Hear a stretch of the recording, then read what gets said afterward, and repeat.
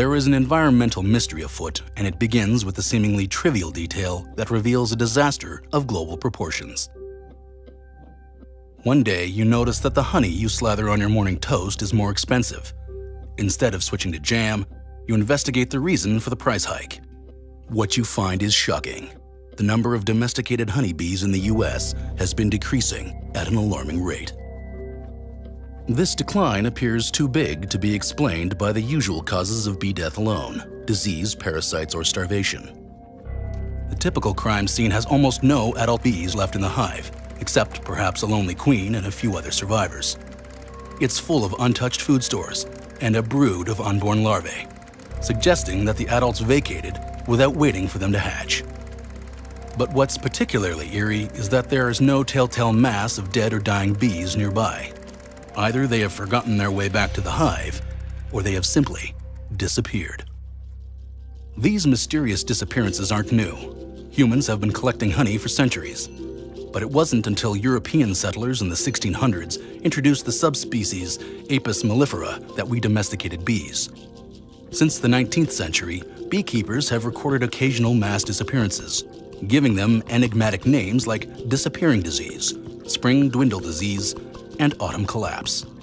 But when in 2006 such losses were found to affect more than half of all hives in the US, the phenomenon got a new name: colony collapse disorder. The most frightening thing about this mystery isn't that we'll have to go back to using regular sugar in our tea. We farm bees for their honey, but they also pollinate our crops on an industrial scale, generating over a third of America's food production this way.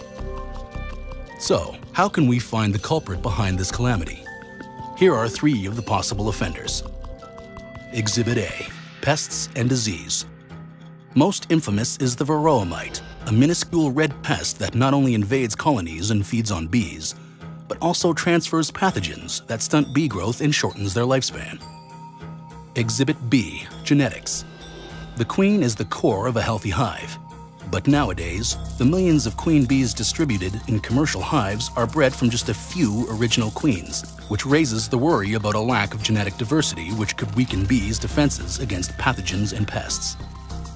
Exhibit C: chemicals. Pesticides used both on commercial beehives and agricultural crops to ward off parasites could be getting into the food and water that honeybees consume. Researchers have even found that some pesticides damage the honeybees' homing abilities. So we have a file full of clues, but no clear leads.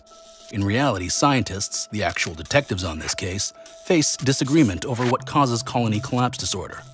For now, we assume that several factors are the cause. Honeybees aren't necessarily in danger of extinction, but fewer bees overall means less pollination and higher food costs. So it's crucial that scientists solve the case of the vanishing bees.